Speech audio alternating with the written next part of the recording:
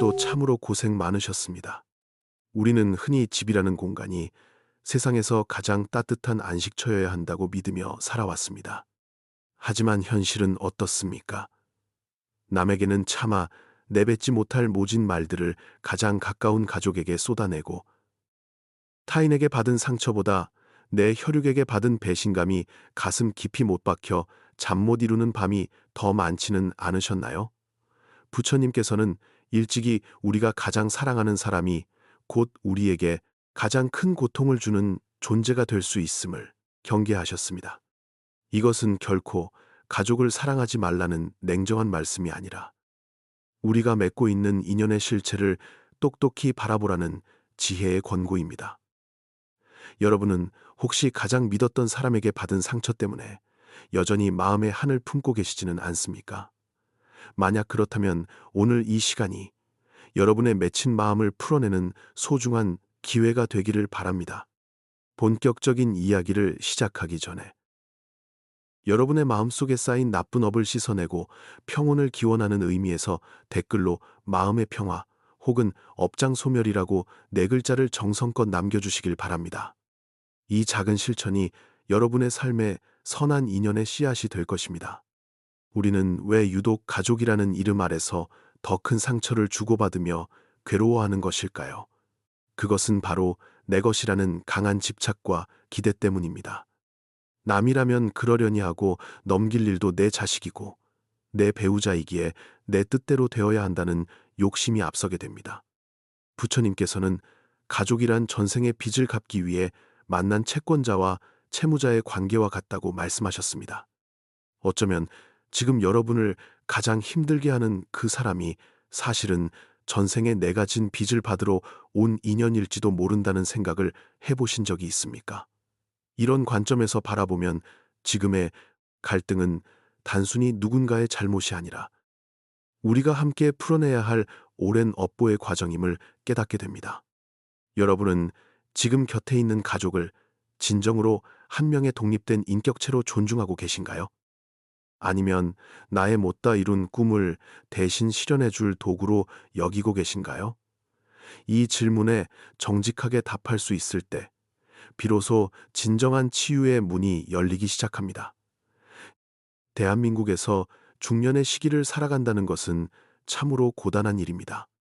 자식들은 장성하여 품 안을 떠나가려 하고 부모님은 노안으로 손길이 간절해지는 이 시기에 우리는 정작 나라는 존재를 잃어버리곤 합니다. 특히 한국 사회의 특유한 문화인 체면 때문에 속으로는 피눈물을 흘리면서도 겉으로는 아무렇지 않은 척 웃어야 하는 그 고통을 저는 잘 알고 있습니다.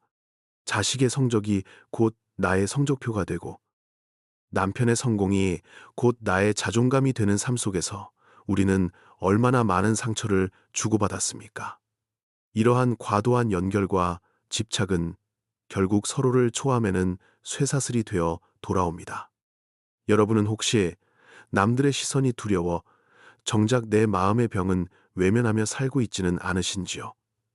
부처님께서는 타인의 시선에 흔들리는 삶은 마치 바람에 흔들리는 등불과 같다고 하셨습니다. 이제는 그 시선을 밖이 아닌 내 안으로 돌려야 할 때입니다. 우리가 겪는 대부분의 고통은 사실 상대방의 행동 그 자체보다 내가 만들어 놓은 가족은 이래야 한다는 고정관념에서 비롯됩니다. 내가 너를 어떻게 키웠는데 네가 나한테 이럴 수 있니? 라는 말 속에는 보상받고 싶어하는 강한 아집이 숨어 있습니다. 하지만 인연이라는 것은 억지로 붙잡는다고 해서 유지되는 것이 아닙니다. 물이 흐르듯 자연스럽게 흐르게 두어야 하는데 우리는 그것을 소나귀에 꽉 쥐고 놓아주지 않으려 하니 손바닥만 아픈 것입니다. 내려놓음이라는 것은 결코 포기하는 것이 아닙니다. 상대방을 있는 그대로 인정하고 나의 욕심을 걷어내는 지극히 용기 있는 선택입니다. 여러분은 오늘 하루 얼마나 많은 욕심의 무게를 지고 사셨나요? 그 무거운 짐을 잠시 내려놓고 오로지 자신의 숨소리에 집중하는 마음챙김의 시간을 가져보시는 건 어떨까요? 가장 가까운 사람이 가장 큰 고통을 주는 이 비극적인 역설은 우리가 인연의 법칙을 제대로 이해하지 못할 때 발생합니다. 부처님께서는 모든 고통의 원인이 무명, 즉 진리의 어두운 마음에서 나온다고 하셨습니다. 가족이라는 인연도 결국은 잠시 머물다 가는 구름과 같은 것인데 우리는 그것이 영원할 것이라 믿고 그 안에서 영원한 행복을 찾으려 합니다. 하지만 세상에 변하지 않는 것은 아무것도 없습니다. 자식도, 배우자도, 부모도 결국은 각자의 업을 따라 살아가는 개별적인 존재들입니다. 이 사실을 뼈저리게 받아들일 때 우리는 비로소 가족이라는 감옥에서 벗어나 진정한 사랑을 나눌 수 있게 됩니다. 여러분은 지금 곁에 있는 사람을 소유하려 합니까? 아니면 그저 그 존재 자체로 사랑하고 계십니까? 많은 이들이 묻습니다. 스님, 그래도 가족인데 어떻게 남처럼 대할 수 있습니까? 하지만 여기서 말하는 내려놓음은 차가운 외면이 아닙니다. 오히려 너무 뜨거워 서로를 태워버리는 불길 같은 사랑을 은은하게 주위를 비추는 달빛 같은 사랑으로 바꾸는 과정입니다. 지독한 원망과 분노의 감정 뒤에는 사실 그만큼 깊은 사랑과 기대가 숨어 있음을 우리는 알아야 합니다. 그 마음을 알아차리는 것만으로도 업보의 고리는 느슨해지기 시작합니다. 오늘 밤 거울 속에 자신을 바라보며 이렇게 말해 주십시오. 그동안 고생 많았다. 이제는 그 무거운 마음을 조금은 덜어내도 괜찮다. 라고 말입니다. 여러분은 스스로를 용서할 준비가 되셨습니까? 타인을 용서하는 것보다 더 어려운 것이 바로 나 자신을 용서하는 일입니다. 불교에서 말하는 인연법은 참으로 오묘합니다. 때로는 나를 가장 아프게 하는 사람이 나의 공부를 도와주러 온 보살일 수도 있다는 가르침을 들어보셨나요? 인내를 가르치기 위해 화를 내는 가족이 있고 무소유를 가르치기 위해 재산을 탕진하는 자식이 있을 수 있습니다. 물론 이를 현실에서 받아들이기란 결코 쉽지 않습니다. 하지만 이 지독한 현실을 단순한 고통으로만 치부할 것인지 아니면 나를 성장시키는 소중한 화두로 삼을 것인지는 오로지 여러분의 선택에 달려 있습니다. 여러분의 삶을 힘들게 하는 그 왼수 같은 인연이 사실은 여러분의 영혼을 깨우기 위해 찾아온 메신저라면 여러분의 마음가짐은 어떻게 달라지겠습니까? 이 깊은 울림에 귀를 기울여 보시기 바랍니다. 우리는 이제 진정한 홀로서기를 준비해야 합니다. 가족이라는 울타리가 나를 보호해주는 벽이 아니라 나를 가두는 창살이 되었다면 과감히 그 안에서 걸어 나와야 합니다. 정신적인 독립이 이루어질 때 비로소 우리는 가족을 건강하게 사랑할 수 있는 힘을 얻게 됩니다. 내가 먼저 행복하고 평온해야 내 곁의 가족도 그 평온함에 전염될 수 있는 법입니다. 억지로 희생하며 원망을 쌓는 것은 자신뿐만 아니라 가족 모두의 업장을 두껍게 만드는 일일 뿐입니다. 여러분, 진정으로 가족을 사랑하고 싶으신가요? 그렇다면 먼저 여러분 자신을 지극히 사랑하고 보듬어 주십시오. 그것이 부처님이 말씀하신 진정한 자비의 시작입니다. 여러분은 오늘 자신을 위해 무엇을 해주셨습니까? 마지막으로 한 가지만 더 당부드리고 싶습니다. 삶의 무게가 너무 무거워 주저앉고 싶을 때, 가장 가까운 이의 말 한마디가 비수가 되어 가슴을 찌를 때, 그저 가만히 자신의 호흡을 관찰해 보십시오. 들어오는 숨에 고통을 실어보내고 나가는 숨에 평화를 담아 보십시오. 우리가 겪는 이 모든 풍파는 결국 지나가는 바람일 뿐입니다. 단지 지금 그 바람이 너무 거세게 느껴질 뿐이지요. 여러분의 본성은 본래 맑고 고요한 호수와 같습니다.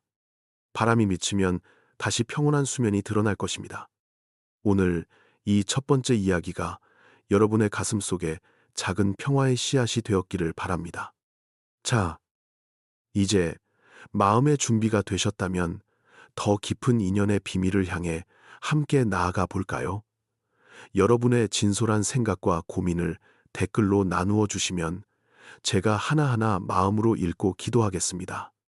다음 장으로 넘어가기 위해 잠시 마음을 고르고 준비해 주십시오. 가족이라는 이름으로 묶인 인연의 끈은 때때로 우리를 숨막히게 하는 쇠사슬이 되기도 합니다. 불교의 깊은 지혜 속에서 인연과 업보의 원리를 들여다보면 우리가 왜 유독 가장 가까운 이들에게서 지울 수 없는 상처를 입게 되는지 그 명확한 이유를 찾을 수 있습니다. 부처님께서는 우리가 이 세상에서 만나는 모든 관계가 우연이 아닌 전생부터 이어져 온 깊은 업의 결과라고 말씀하셨습니다. 특히 부모와 자식, 그리고 부부 사이는 전생에 주고받은 은혜와 원한이 가장 복잡하게 얽혀 있는 관계입니다. 여러분은 혹시 내가 전생에 무슨 죄를 지었길래 저런 사람을 만났을까 라며 한탄해 본 적이 없으신가요? 이러한 의문은 단순히 감정적인 하소연이 아니라 실제로 우리가 마주하고 있는 업보의 실체에 대한 본능적인 자각일지도 모릅니다. 불가에서는 가족의 인연을 크게 네 가지로 분류하는데 그것은 바로 은혜를 갚기 위해 온 인연, 원한을 갚기 위해 온 인연, 진 빚을 받으러 온 인연, 그리고 내가 진 빚을 갚아주러 온 인연입니다. 만약 자녀가 부모의 속을 썩이지 않고 효도하며 성실하게 살아간다면 그것은 전생의 은혜를 갚으러 온 선한 인연이라 할 수 있습니다. 반대로 아무리 정성을 다해 키워도 부모를 원망하고 가산을 탕진하며 고통을 주는 자녀가 있다면 그것은 전생에 내가 그에게 지은 빚을 받으러 온 채권자와 같은 인연일 가능성이 높습니다. 여러분은 지금 여러분을 힘들게 하는 가족이 혹시 여러분의 전생 빚을 독촉하러 온 채권자는 아닌지 한 번쯤 깊이 생각해 보셨습니까? 이 사실을 인정하는 순간 상대를 향한 불타는 미움은 조금씩 가라앉고 그 자리에 지혜로운 관찰이 들어서게 됩니다. 우리가 가족에게 상처를 받는 가장 큰 이유는 바로 집착이라는 독이 든 열매를 먹기 때문입니다. 남에게는 베풀고 나서 잊어버리기 쉽지만 가족에게는 내가 너를 어떻게 뒷바라지했는데 혹은 내가 너를 위해 얼마나 희생했는데 라는 보상 심리가 강력하게 작용합니다. 이러한 마음은 곧 상대에 대한 과도한 기대로 이어지고 그 기대가 어긋날 때 우리는 배신감이라는 날카로운 칼날에 가슴을 베이게 됩니다. 부처님께서는 모든 고통의 근원이 바로 이 나라는 존재와 내 것에 대한 집착에서 비롯된다고 강조하셨습니다. 여러분은 지금 가족을 사랑하는 마음 뒤에 나의 욕망을 투영하고 있지는 않습니까? 내가 이루지 못한 꿈을 자식이 대신 이뤄주길 바라고 배우자가 나의 빈틈을 완벽하게 채워주길 바라는 그 마음이 바로 업보의 굴레를 더욱 단단하게 만드는 원인이 됩니다. 실제로 우리의 일상 속에서 업보가 나타나는 모습은 매우 구체적입니다. 예를 들어 평생을 자식 교육에 모든 것을 쏟아부으며 자신의 삶을 포기했던 한 어머니가 있다고 가정해 봅시다. 그녀는 자식이 성공하면 자신의 노후가 보장될 것이라 믿었지만 막상 자식은 성공한 뒤에 어머니의 간섭을 귀찮아하며 멀리하기 시작합니다. 이때 어머니가 느끼는 극심한 우울증과 배신감은 사실 전생의 업장과 현생의 집착이 결합하여 나타나는 과보입니다. 돈 문제로 형제 간의 법적 다툼을 벌이거나 배우자의 외도로 가정이 파탄나는 과정 역시 눈에 보이지 않는 인연의 실타래가 얽히고 설킨 결과입니다. 여러분은 지금 당장 눈앞에 보이는 고통이 단지 우연한 불행이라고 생각하십니까? 아니면 오랜 시간 축적된 업의 흐름이 잠시 수면 위로 드러난 것이라고 생각하십니까? 이러한 악연의 고리를 끊어내기 위해서는 먼저 자신의 마음속에 있는 업장을 소멸하려는 노력이 필요합니다. 많은 이들이 상대방이 변하기만을 기도하지만 사실 진정한 변화는 나의 마음가짐에서 시작됩니다. 내가 지은 빚을 갚는다는 마음으로 현재의 고통을 묵묵히 받아들이는 수업의 자세를 가질 때 비로소 업보의 에너지는 약해집니다. 마음 챙김을 통해 자신의 감정을 객관적으로 바라보는 연습을 하면 분노가 치밀어 오르는 순간에도 지금 내 안의 집착이 나를 괴롭히고 있구나라고 알아차릴 수 있습니다. 여러분은 하루 중 단 5분이라도 조용히 앉아 자신의 내면을 들여다보며 타인이 아닌 나 자신의 허물을 살펴본 적이 있으십니까? 타인을 바꾸는 것은 불가능에 가깝지만 나를 바꾸는 것은 지금 이 순간에도 가능합니다. 경제적인 빈곤이나 육체적인 질병 또한 가족관계의 업보와 밀접한 관련이 있습니다. 마음의 스트레스가 극에 달하면 그것은 반드시 몸의 병으로 나타나기 마련이며, 가정 내의 불화는 생산적인 에너지를 갉아먹어 가세를 기울게 만듭니다. 반대로 서로를 인격적으로 존중하고 자비로운 마음으로 대하는 집안에는 자연스럽게 화평한 기운이 감돌고 복이 굴러들어 오게 됩니다. 이것은 미신이 아니라 우리가 내뱉는 말 한마디와 품는 마음 하나가 거대한 에너지의 파동이 되어 현실을 창조해 나가는 과학적인 원리입니다. 여러분은 가족에게 독서를 내뱉으며 자신의 복을 스스로 발로 차고 있지는 않습니까? 네가 죽어야 내가 산다는 모진 마음은 결국 부메랑이 되어 자신의 생명력을 갉아먹는 법입니다. 중년 이후의 삶이 고독하고 비참해지는 이유는 대부분 젊은 시절에 심어놓은 인연의 씨앗이 잘못되었기 때문입니다. 체면을 중시하여 겉으로만 번지르르한 가정을 꾸리느라 정작 가족 구성원들의 마음속 멍은 외면했던 결과가 노년의 외로움으로 돌아오는 것입니다. 부처님께서는 인연의 소중함을 강조하시면서도 동시에 그 인연에 묶여 자신을 잃어버리는 것을 경계하셨습니다. 진정한 사랑은 상대가 나의 소유물이 아님을 인정하는 데서 출발합니다. 여러분은 지금이라도 늦지 않았으니 가족이라는 이름의 무거운 짐을 내려놓고 각자의 길을 걸어가는 독립된 존재로서 서로를 바라볼 준비가 되셨습니까?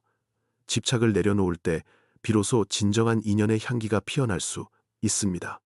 우리가 지금 겪고 있는 모든 갈등과 상처는 사실 우리 영혼의 성장을 위해 정교하게 설계된 학습 과정일지도 모릅니다. 나를 가장 아프게 하는 그 사람은 나에게 인내와 용서, 그리고 무소유의 진리를 가르쳐 주기 위해 온 가장 엄격한 스승입니다. 그 스승이 내미는 고통이라는 숙제를 회피하지 않고 정면으로 마주할 때 우리는 비로소 업의 감옥에서 해방될 수 있습니다. 오늘 밤 잠자리에 들기 전 여러분을 가장 힘들게 했던 가족의 얼굴을 떠올리며 마음속으로 조용히 읊조려 보십시오. 당신도 나처럼 고통받는 나약한 인간일 뿐이군요. 이제 우리 서로의 빚을 탕감하고 평화로워집시다. 여러분의 이 한마디가 수천 년간 이어져 온 악업의 사슬을 끊어내는 기적의 시작이 될 것입니다. 여러분은 그 미움을 놓아줄 용기가 있으십니까? 인간의 삶에서 가장 다루기 힘든 것이 바로 가족 간의 정칭입니다. 이 정은 때로는 생명수가 되기도 하지만 때로는 우리를 질식시키는 램이 되기도 합니다. 불교의 인연법은 우리에게 이 텀에서 빠져나와 맑은 연못의 연꽃처럼 피어날 수 있는 길을 제시해 줍니다. 현재 마주한 고통스러운 현실을 단순히 누군가의 잘못으로 돌리기보다는 내 마음의 거울을 닦는 계기로 삼으시길 바랍니다. 인연의 소용돌이 속에서도 흔들리지 않는 마음의 중심을 잡을 때 비로소 여러분의 가정에도 부처님의 자비와 평온이 깃들게 될 것입니다. 자, 이제 우리는 좀 더 실질적인 삶의 태도와 변화를 위한 구체적인 방법들에 대해 깊이 논의해 보아야 합니다. 여러분은 진정으로 변화된 삶을 맞이할 준비가 되셨습니까? 앞서 우리는 가족이라는 이름으로 얽힌 무거운 인연과 그 이면에 숨겨진 전생의 빚에 대해 깊이 성찰해 보았습니다. 그렇다면 우리는 이 지독한 업보의 굴레 속에서 그저 체념하고 고통을 감내하며 살아야만 하는 것일까요? 결코 그렇지 않습니다. 부처님의 가르침은 운명론이나 숙명론이 아닙니다. 오히려 지금 이 순간 나의 작은 알아차림과 실천을 통해 끊임없이 낡은 업을 소멸하고 새로운 선업을 지어갈 수 있다는 희망의 메시지입니다. 그것을 우리는 운명을 개척한다고 말하며 불교적 용어로는 업장소멸이라고 부릅니다. 중요한 것은 거창한 의식이나 기복적인 기도가 아니라 매일 반복되는 평범한 일상 속에서 내 마음의 방향을 어떻게 설정하느냐에 달려 있습니다. 악업을 피하고 선한 인연을 맺기 위한 가장 첫 번째 실천은 바로 거리를 두는 연습입니다. 흔히 가족 간의 거리를 둔다고 하면 매정하게 연을 끊고 남남처럼 돌아서는 것을 상상하기 쉽지만 제가 말씀드리는 것은 물리적인 단절이 아닌 정서적인 분리입니다. 자식이 엇나갈 때 네가 어떻게 나한테 이럴 수 있니? 내가 널 어떻게 키웠는데 라며 가슴을 치며 통곡하는 대신 그 순간 내 안에서 끓어오르는 집착의 감정을 고요히 바라보는 것입니다. 아, 내가 또 내 뜻대로 자식을 통제하려 하고 있구나 라고 스스로 인정하는 그 찰나의 알아차림이 바로 마음 챙김의 진정한 시작입니다. 이 알아차림 하나만으로도 폭풍처럼 휘몰아치던 분노의 절반은 허공으로 흩어지게 됩니다. 여러분은 혹시 억울함과 분노가 치밀어 오를 때 어떻게 대처하고 계십니까? 많은 분들이 화를 참지 못해 독서를 내뱉거나 반대로 속으로 꾹꾹 눌러 담아 화병을 키우곤 합니다. 화가 난 배우자가 까닭없이 짜증을 낼 때 당신은 도대체 왜 그 모양이야? 맨날 나한테만 난리야라고 맞받아치는 순간 그동안 쌓아온 수많은 선업은 한순간에 재가 되어버리고 맙니다.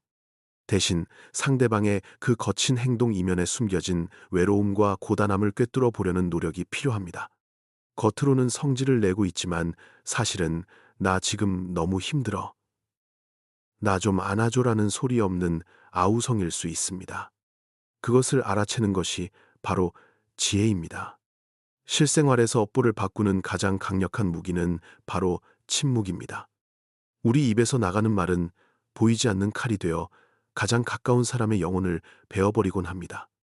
특히 한국 사회의 중년들은 오랜 세월 억눌려온 한이 많아 무의식 중에 상처 주는 말을 내뱉는 경우가 허다합니다. 가족이 내 마음에 들지 않는 행동을 할 때 즉각적으로 비난의 말을 쏟아내기 전에 단 3초만 입을 닫고 깊은 숨을 들이마셔 보십시오. 그리고 속으로 조용히 다짐하는 것입니다. 내가 지금 뱉으려는 이 말이 과연 우리 관계의 매듭을 푸는 데 도움이 될 것인가? 아니면 또 다른 빚을 얹을 것인가?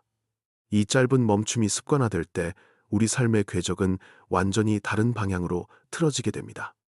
많은 분들이 저에게 묻습니다. 스님, 제가 아무리 잘하려고 노력해도 상대방이 변하지 않는데 도대체 어떻게 해야 합니까? 참으로 답답하고 억울한 마음이 드시겠지만 여기서 우리가 반드시 명심해야 할 진리가 하나 있습니다. 바로 내가 통제할 수 있는 것은 오직 내 마음뿐이라는 사실입니다. 남편을 고치려 하고 아내를 뜯어 고치려 하며 자식을 내 입맛에 맞게 개조하려는 그 끝없는 시도가 바로 지옥을 만드는 불쏘시개입니다. 진정한 내려놓음은 상대방이 내일 당장 어떻게 되더라도 그것은 그의 몫이며 나는 그저 내 자리에서 흔들림 없이 평온을 유지하겠다는 굳건한 결심입니다. 상대가 변하기를 바라는 기대조차 놓아버릴 때 역설적으로 상대방도 변화할 수 있는 공간이 생겨납니다. 이 지점에서 우리는 스스로에게 아주 냉정한 질문을 던져보아야 합니다. 여러분은 진정으로 가족을 있는 그대로 사랑하고 계십니까? 아니면 여러분이 만들어 놓은 환상 속의 가족을 사랑하고 계십니까? 기대치가 높을수록 실망은 깊어지고 그 실망은 곧바로 날선 원망으로 변모합니다.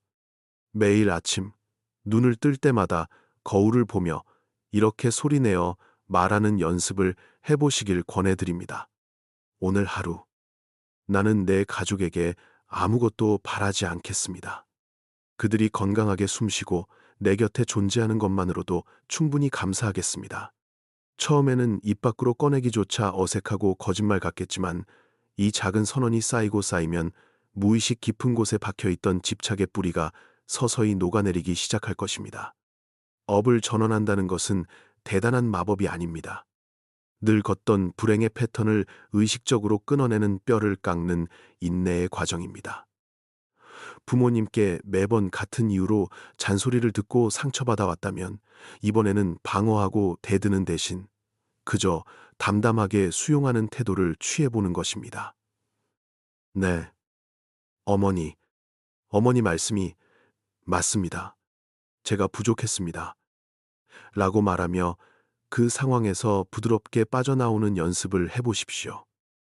속으로는 여전히 부하가 치밀지라도 행동의 패턴을 다르게 가져가는 순간 과거부터 쳇바퀴처럼 돌아가던 인연의 악순환에 균열이 가기 시작합니다. 상대방은 늘 하던 대로 공격을 던졌는데 내가 평소와 다르게 반응하면 그 공격의 에너지는 갈 곳을 잃고 소멸해 버리는 것입니다. 또한 우리는 맹목적인 자비와 진정한 자비를 구분할 줄 알아야 합니다. 무조건 헌신하고 희생하며 모든 것을 다 퍼주는 것이 가족을 위한 길이라고 착각하는 분들이 너무나 많습니다. 도박 빚을 진 자식의 빚을 계속해서 갚아주거나 폭언을 일삼는 배우자를 끝까지 참고 견디는 것은 결코 미덕이 아닙니다. 그것은 오히려 상대방이 스스로 자신의 업보를 깨닫고 성장할 기회를 빼앗는 짓이며 두 사람 모두를 파멸로 이끄는 어리석은 동반 추락입니다.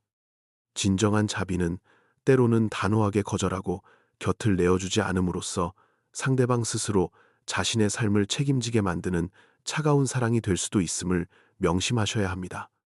이것이 불교에서 말하는 지혜로운 자비의 실천입니다.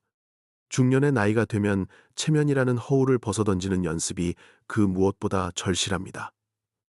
남들이 우리 가족을 어떻게 볼까 전전긍긍하며 보여주기식 화목을 연기하는 것은 엄청난 에너지를 고갈시킵니다. 이웃의 시선을 의식해 억지로 명절에 모여 스트레스를 주고받기보다는 솔직하게 서로의 다름과 불편함을 인정하고 거리를 두는 것이 훨씬 더 건강한 처사입니다. 체면을 지키기 위해 내 영혼이 병들어가는 것을 방치하는 것은 스스로에게 짓는 가장 큰 죄악입니다. 과감하게 타인의 시선이라는 감옥에서 탈옥하십시오. 남들이 뭐라 하든 우리 가족의 형태와 방식은 우리가 결정한다는 내면의 당당함을 회복할 때 우리 삶의 주도권은 다시 나에게로 돌아옵니다. 일상에서 쉽게 실천할 수 있는 또 다른 방법은 바로 보시의 마음을 가족에게 먼저 내어주는 것입니다. 절에 가서 불전함에 돈을 넣고 타인을 위해 봉사하는 것도 훌륭한 일이지만 정작 내 가족에게 따뜻한 밥 한 끼, 부드러운 말 한마디 건네지 못한다면 그 모든 수행이 무슨 소용이 있겠습니까? 퇴근하고 돌아온 배우자에게 오늘 하루도 수고했어라며 따뜻한 차 한 잔을 내어미는 것, 짜증을 내는 자녀의 어깨를 조용히 다독이며 힘들지, 다 괜찮다라고 말해주는 그 소박한 행위들이 모여 우리 집을 극락으로 만드는 든든한 주춧돌이 됩니다. 거창한 희생을 하라는 것이 아닙니다.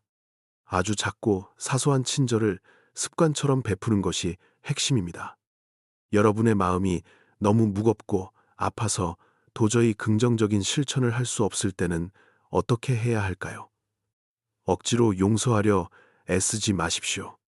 용서라는 것은 머리로 결심한다고 해서 당장 이루어지는 것이 아닙니다. 그럴 때는 잠시 혼자만의 공간으로 들어가 철저히 고독해지는 시간을 가져야 합니다. 방석 위에 고요히 앉아 들숨과 날숨에만 집중하며 내 안에서 일어나는 슬픔, 분노, 억울함의 감정들을 마치 남의 일인 양 가만히 지켜보십시오. 감정은 내가 아닙니다. 그것은 그저 인연에 따라 일어났다가 사라지는 구름과 같은 현상일 뿐입니다. 마음 챙김 명상을 통해 내 감정과 나 자신을 분리하는 훈련을 꾸준히 하다 보면 어느 순간 그토록 미웠던 가족의 존재가 그저 가여운 한 명의 중생으로 느껴지는 기적 같은 순간이 찾아옵니다. 우리가 피해야 할 가장 무서운 업보는 바로 피해 의식입니다. 나는 이렇게 희생했는데 너희들이 나를 버려라는 생각은 스스로를 영원한 피해자로 전락시키며 끝없는 우울의 두추로 빠뜨립니다. 여러분이 젊은 시절 가족을 위해 바친 눈물과 땀은 그 누구의 강요도 아닌 스스로의 선택이었음을 담담히 인정해야 합니다. 억울해할 필요가 없습니다. 그 헌신 자체로 여러분은 이미 엄청난 선업을 쌓으신 것이며 그 보상은 굳이 지금 당장 가족에게 받지 않더라도 우주의 법칙에 따라 반드시 다른 형태로 여러분의 삶에 깃들게 되어 있습니다. 내 몫의 숙제를 다 마쳤다면 이제는 집착 없이 홀가분하게 손을 털고 일어나는 대장부의 기백이 필요합니다. 삶의 후반전을 아름답게 장식하기 위해서는 매 순간 깨어있는 연습이 필요합니다. 밥을 먹을 때는 온전히 밥맛을 느끼고 설거지를 할 때는 물의 감촉에 집중하며 길을 걸을 때는 발바닥에 닿는 땅의 기운을 느끼는 등 오직 지금 이 순간에 머무는 훈련을 하십시오. 과거나 미래에 대한 근심은 대개 실체가 없는 망상이며 가족에 대한 서운함 역시 과거의 기억을 붙잡고 있는 것에 불과합니다. 현재에 온전히 집중할 때 낡은 업보가 끼어들 틈은 사라지고 우리 마음은 본래의 맑고 투명한 상태를 회복하게 됩니다. 여러분은 오늘 하루 얼마나 자주 온전히 깨어있는 상태로 존재하셨습니까?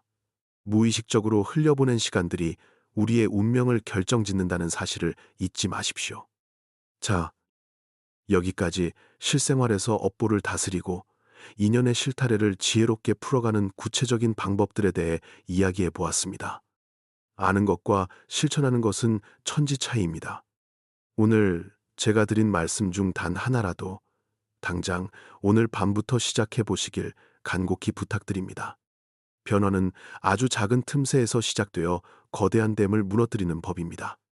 나의 작은 멈춤과 알아차림이 가족 모두를 살리는 구원의 동아줄이 될 수 있음을 믿어 의심치 마십시오. 하지만 여전히 우리 마음속에는 풀리지 않는 의문이 하나 남아 있습니다. 왜 유독 우리 한국인들은 가족관계에서 유별나게 고통받고 얽매이는 것일까요? 한국 사회에서 가족은 단순한 공동체를 넘어 나 자신의 확장된 자아로 인식되곤 합니다. 특히 우리 중년 세대에게 가족은 곧 나의 얼굴이자 사회적 지위인 체면과 직결되는 아주 예민한 부분이지요. 이웃집 자식은 명문대를 가고 대기업에 취직했다는데 내 자식은 아직 제 앞가림도 못하고 있다면 그 사실이 마치 나의 인생 전체가 실패한 것처럼 느껴져 밤잠을 설치기도 합니다. 이것은 단순한 부모의 사랑을 넘어 타인의 시선이라는 감옥에 갇혀버린 우리의 슬픈 자화상이기도 합니다. 여러분은 혹시 자녀의 성취나 배우자의 직함이 나의 자존감을 결정짓고 있지는 않으신지요? 이러한 체면에 대한 과도한 몰입은 결국 가장 소중한 이들을 나의 부속물로 여기게 만드는 집착의 시작점이 됩니다. 심리학적으로 볼 때 우리가 가장 가까운 사람에게 큰 상처를 입는 이유는 기대의 오류 때문입니다. 우리는 타인에게는 어느 정도 예의를 갖추고 거리를 두지만 가족이라는 관계 안에서는 모든 경계를 허물고 상대방이 내 마음을 완벽하게 알아주기를 갈망합니다. 하지만 사람은 누구나 각자의 우주를 가지고 살아가는 독립된 존재이기에 아무리 혈육이라 해도 내 마음을 100% 이해하기란 불가능에 가깝습니다. 부처님께서 말씀하신 인연의 법은 이러한 개별성을 인정하는 데서부터 출발합니다. 내가 투영한 환상이 깨질 때 우리는 그것을 배신이라고 부르지만 사실은 처음부터 존재하지 않았던 과도한 기대를 부여한 나의 업보일 수도 있습니다. 여러분은 상대방을 있는 그대로 보고 계십니까? 아니면 내가 만든 틀에 맞추어 보고 계십니까? 뇌과학적 관점에서도 친밀한 관계에서의 갈등은 일반적인 인간관계보다 훨씬 강력한 스트레스를 유발합니다. 우리는 무의식적으로 가족을 나의 생존과 직결된 안전기지로 인식하기 때문에 그곳에서 발생하는 불협화음은 우리 뇌에 마치 생명의 위협과도 같은 비상 신호를 보냅니다. 이러한 생물학적 메커니즘이 불교에서 말하는 고통의 실체인 집착과 맞물려 우리를 더욱 괴롭게 만드는 것입니다. 마음 챙김은 바로 이 지점에서 힘을 발휘합니다. 감정이 폭발하려는 순간 이것이 나의 생존 본능과 해묵은 상처가 만들어낸 반응임을 객관적으로 관찰하는 것만으로도 뇌의 편도체는 안정을 찾기 시작합니다. 논리적으로 상황을 분석하고 나의 감정을 분리해내는 연습은 결코 차가운 것이 아니라 나를 살리는 가장 따뜻한 자기 보호입니다. 우리 민족 특유의 정서인 한은 대개 표현되지 못한 억울함과 응어리진 마음에서 비롯됩니다. 내 팔자가 이렇지라며 모든 것을 숙명으로 받아들이고 억지로 참아내는 것이 미덕으로 여겨졌던 시절이 있었습니다. 하지만 이러한 억압된 감정은 사라지지 않고 몸의 질병이나 신경증적인 증상으로 반드시 나타나기 마련입니다. 불교 철학은 무조건 참으라고 가르치지 않습니다. 오히려 내 안의 분노와 슬픔의 실체를 명확히 보고 그것이 어디에서 기인했는지 통찰하라고 말합니다. 여러분의 가슴 속에 맺힌 그 응어리가 혹시 남들에게 완벽한 가정을 보여주어야 한다는 강박에서 온 것은 아닙니까? 이제는 그 무거운 체면이라는 외투를 벗어던지고 내면의 목소리에 솔직해져야 할 시간입니다. 인연이라는 개념을 단순히 전생의 신비로운 끈으로만 해석할 필요는 없습니다. 현실적으로 인연은 우리가 매일 주고받는 상호작용의 결과물입니다. 내가 오늘 가족에게 건넨 따뜻한 말 한마디가 선업이 되어 돌아오고, 무심코 뱉은 짜증 섞인 한마디가 악업의 씨앗이 됩니다. 이것은 인과응보라는 거창한 말 이전에 아주 상식적인 인간관계의 논리입니다. 내가 변하지 않으면서 상대방이 나를 존중해 주길 바라는 것은 마치 씨앗을 심지 않고 열매를 기다리는 것과 같습니다. 여러분은 오늘 가족의 마음밭에 어떤 씨앗을 심으셨습니까? 내려놓음은 관계를 포기하는 것이 아니라 내가 통제할 수 없는 타인의 영역을 존중하고 오직 내가 할 수 있는 최선에 집중하는 가장 합리적인 선택입니다. 현대 사회에서 중년이 겪는 소외감과 외로움은 대개 역할에만 충실했던 삶의 보상 체계가 무너질 때 찾아옵니다. 우리는 부모로서, 배우자로서, 혹은 직장인으로서의 역할에 매몰되어 진정한 나를 돌보는 법을 잊어버렸습니다. 역할이 끝나는 시점에 가족들이 나를 예전처럼 대우해주지 않을 때 느끼는 그 허무함은 이루 말할 수 없을 것입니다. 하지만 이것은 오히려 우리가 그동안 얼마나 외적인 조건에 집착해왔는지를 보여주는 증거이기도 합니다. 부처님께서는 홀로 행하고 게으르지 말며 무소의 뿔처럼 혼자서 가라고 하셨습니다. 이는 가족을 버리라는 뜻이 아니라 누군가에게 의존하거나 누군가를 소유하려는 마음에서 벗어나 스스로 당당한 주인이 되라는 가르침입니다. 여러분은 누군가의 무엇이 아닌 오직 여러분 자신으로서 행복할 준비가 되셨습니까? 착한 사람 증후군에 시달리는 많은 분은 자신이 모든 책임을 짊어져야 한다는 과도한 책임감 때문에 고통받습니다.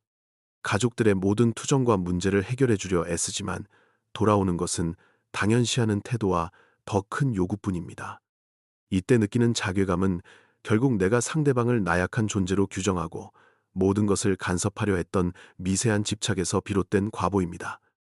진정한 자비는 상대방이 자신의 업을 스스로 짊어지고 나갈 수 있도록 지켜봐주는 인내심을 포함합니다.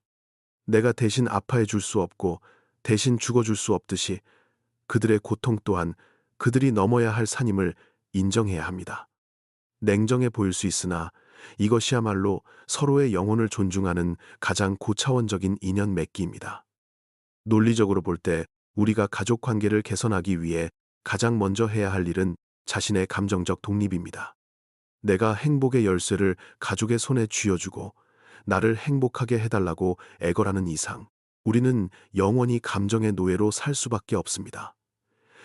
하지만 내가 스스로 충만하고 평온하다면 가족의 사소한 말실수나 행동에 일이 일비하지 않게 됩니다. 마음 챙김을 통해 내 마음의 주인 자리를 되찾는 것. 그것이 바로 모든 악업을 소멸하는 지름길입니다. 여러분의 행복은 남편의 승진이나 자녀의 결혼에 달려있는 것이 아니라 지금 이 순간 여러분이 내쉬는 평화로운 숨결 속에 이미 존재하고 있습니다. 이 사실을 깨닫는 순간 여러분을 짓누르던 그 무거운 삶의 무게는 깃털처럼 가벼워질 것입니다. 여러분, 이제 우리는 가족이라는 이름의 신화에서 깨어날 때가 되었습니다. 혈연이라는 이유로 모든 무례함이 용서되고 모든 희생이 당연시되는 시대는 지났습니다. 서로를 한 명의 존엄한 인간으로 대우하고 각자의 사생활과 선택을 존중할 때 비로소 건강한 인연의 꽃이 피어날 수 있습니다.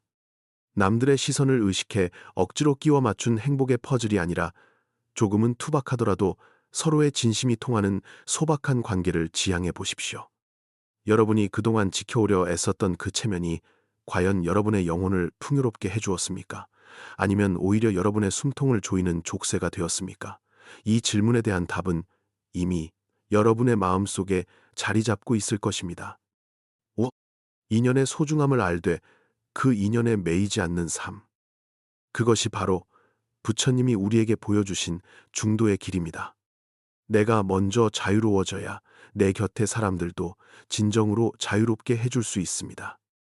여러분은 오늘부터 여러분 자신을 주참하고 있던 집착의 끈을 하나씩 풀어내 보시겠습니까? 그 용기 있는 첫걸음이 여러분의 노년을 향기롭고 평온하게 만들어줄 가장 확실한 투자가 될 것입니다. 이제 우리는 이 모든 깨달음을 바탕으로 한 여인의 구체적인 삶의 궤적을 통해 인연의 신비와 치유의 과정을 함께 지켜보려 합니다. 그 이야기가 여러분에게 어떤 울림으로 다가갈지 기대해 주십시오. 한슬기 씨는 서울 변두리의 한 아파트에서 평생을 가족이라는 울타리를 지키기 위해 자신을 지워가며 살아온 평범한 50대 중반의 여성이었습니다.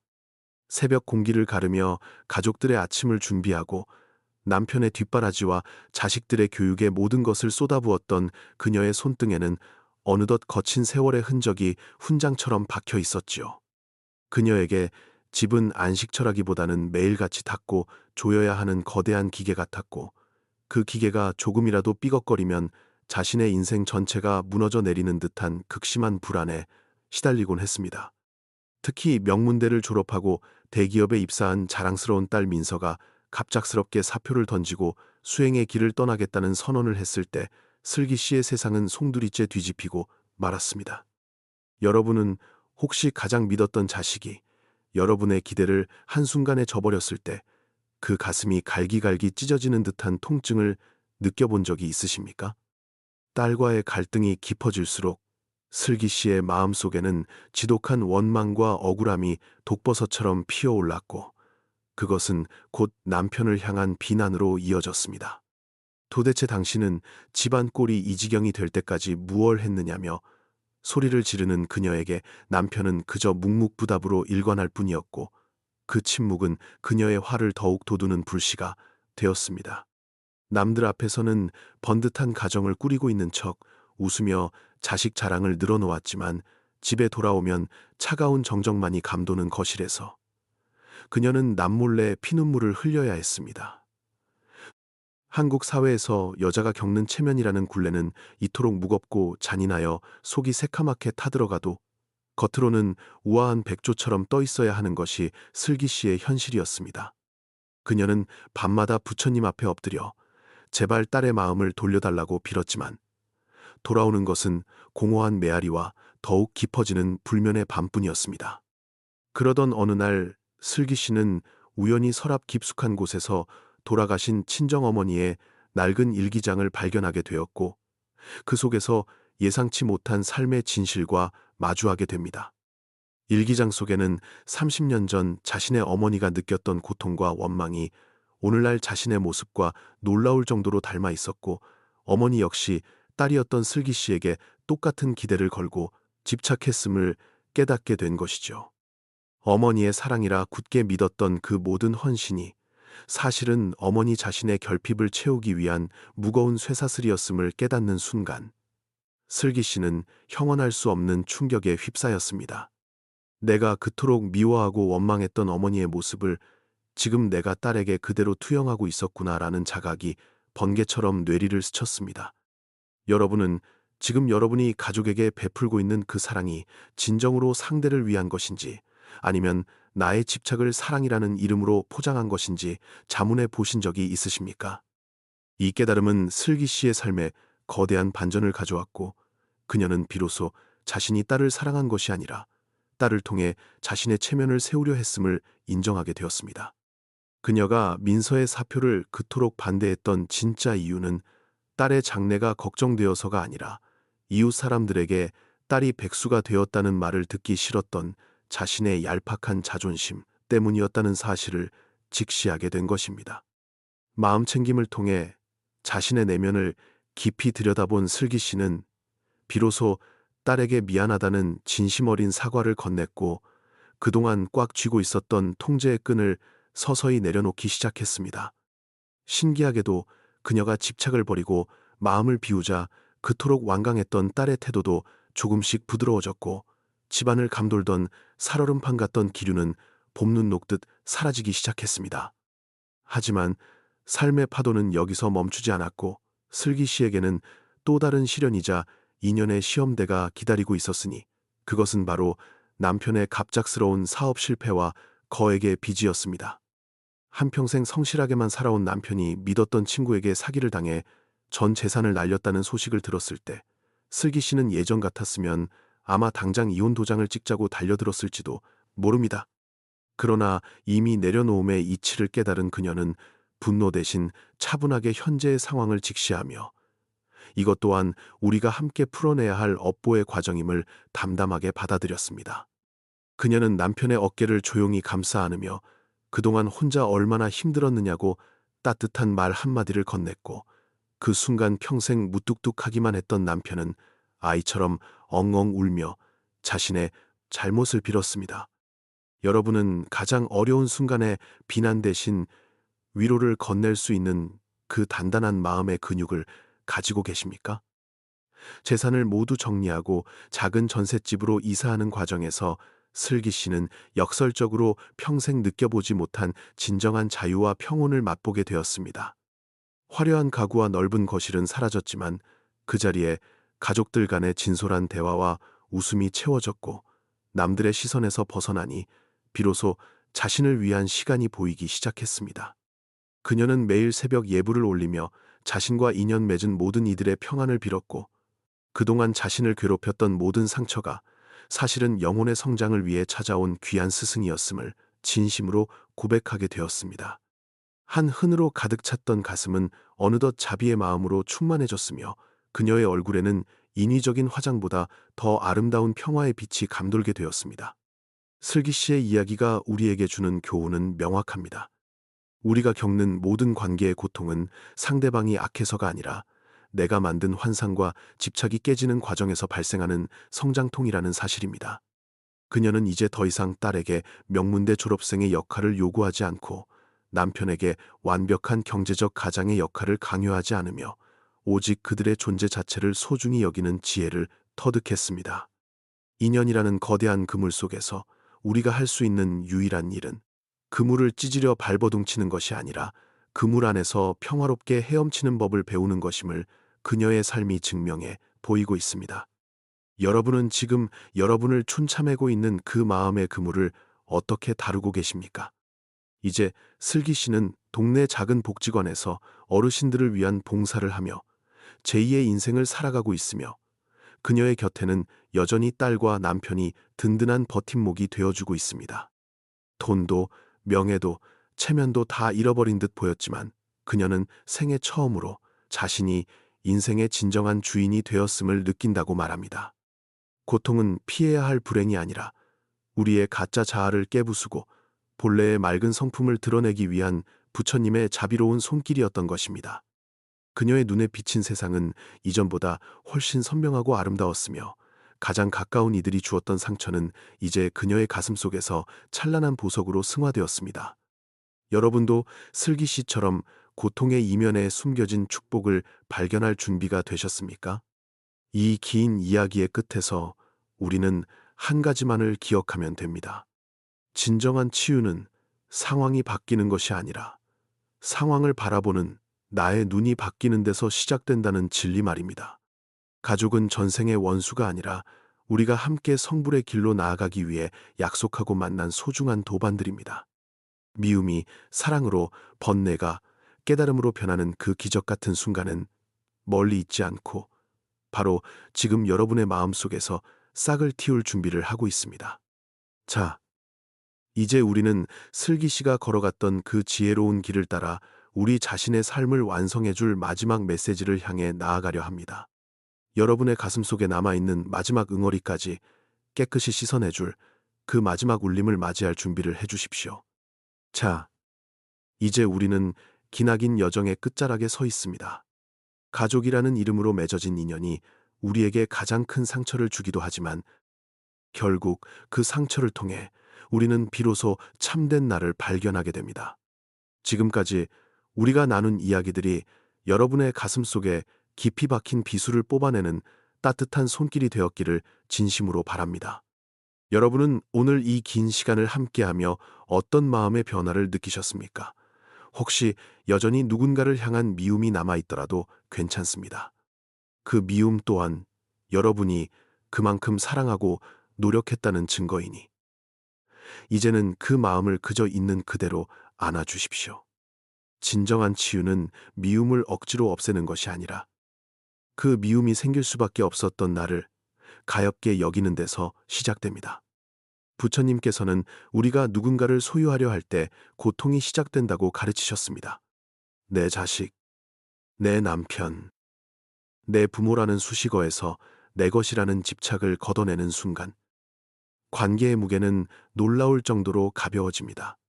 가족은 내가 잠시 맡아 기르는 꽃과 같고, 잠시 함께 길을 걷는 도반일 뿐이지, 결코 나의 의지대로 조종할 수 있는 소유물이 아닙니다. 인연의 법칙에 따라 우리는 각자의 업을 짊어지고 이 세상에 왔으며, 또 각자의 과보를 받으며 떠나갈 것입니다. 여러분은 지금 여러분의 곁을 지키고 있는 사람들을 한 명의 독립된 영혼으로 온전히 존중할 준비가 되셨습니까? 그들을 놓아주는 것이야말로 가장 깊은 사랑의 실천입니다. 한국 사회에서 우리를 괴롭혔던 체면과 한의 정서는 사실 우리가 스스로를 가두었던 창살 없는 감옥이었습니다. 남들에게 보이기 위한 삶이 아닌 내면의 평화에 집중하는 삶이야말로 부처님이 말씀하신 진정한 행복의 길입니다. 자식이 성공하지 못했어도, 남편이 기대에 못 미쳐도, 혹은 내가 노년에 외롭더라도 그것은 여러분의 잘못이 아닙니다. 단지 그 인연이 그러할 뿐이며, 우리는 그저 그 속에서 최선을 다해 마음 챙김을 유지하면 그만입니다. 이제는 남들이 어떻게 볼까라는 질문 대신 내 마음이 지금 평온한가를 먼저 물어보십시오. 타인의 시선이라는 허상을 걷어내면 그 자리에 본연의 맑은 빛이 드러날 것입니다. 황혼의 길목에 선 여러분에게 가장 필요한 것은 타인으로부터의 인정이 아니라 스스로를 향한 지극한 자비입니다. 그동안 가족을 위해, 사회를 위해 자신을 희생하며 달려온 여러분의 영혼은 얼마나 지치고 허기져 있겠습니까?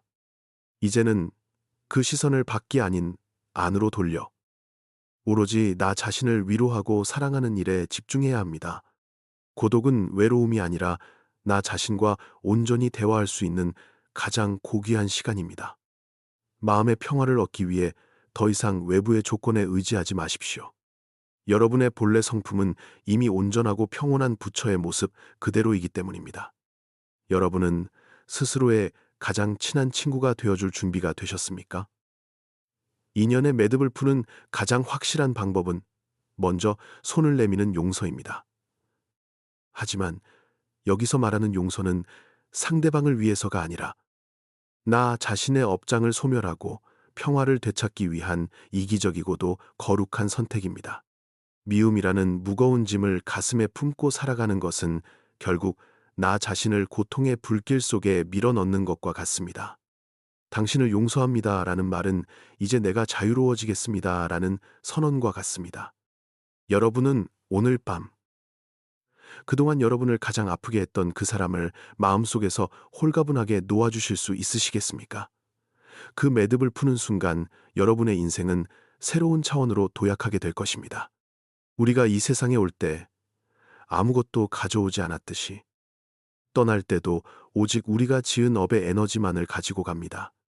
가족도, 재산도, 체면도 결국은 찰나의 꿈과 같은 것입니다. 그렇기에 지금 이 순간 곁에 있는 인연들에게 따뜻한 눈길 한번 보내고 부드러운 말 한마디 건네는 것이 수억 금의 재산을 물려주는 것보다 훨씬 더 가치 있는 일입니다. 선업은 거창한 것이 아니라 내 마음의 독을 빼고 자비의 씨앗을 심는 작은 행위들에서 비롯됩니다. 여러분은 미래의 여러분에게 어떤 업의 선물을 남겨주고 싶으신가요? 지금 이 순간의 평화로운 마음이 바로 여러분의 다음 생을 비추는 등불이 됩니다. 저무는 노을이 아름다운 이유는 자신의 빛을 고집하지 않고 어둠에게 자리를 내어주며 사라지기 때문입니다. 우리 인생의 후반전도 이와 같아야 합니다. 내가 쥐고 있던 권위, 집착, 그리고 가족에 대한 소유권을 과감히 내려놓을 때 우리는 비로소 노을처럼 찬란하고 우아한 마무리를 할 수 있습니다. 상처를 준 사람도 상처를 받은 사람도 결국은 인연의 바다 위를 떠도는 가여운 중생들임을 잊지 마십시오. 모든 갈등은 무지에서 오고 모든 치유는 지혜로운 이해에서 시작됩니다. 이제 여러분의 마음속에 남아있던 마지막 한 조각의 응어리까지 저 노을 속으로 날려보내시길 바랍니다. 더 이상 과거의 유령에 사로잡혀 현재를 낭비하지 마십시오. 우리는 흔히 가장 가까운 사람이 나의 운명을 결정한다고 믿지만 사실 나의 운명을 결정하는 것은 그들을 대하는 나의 마음가짐입니다.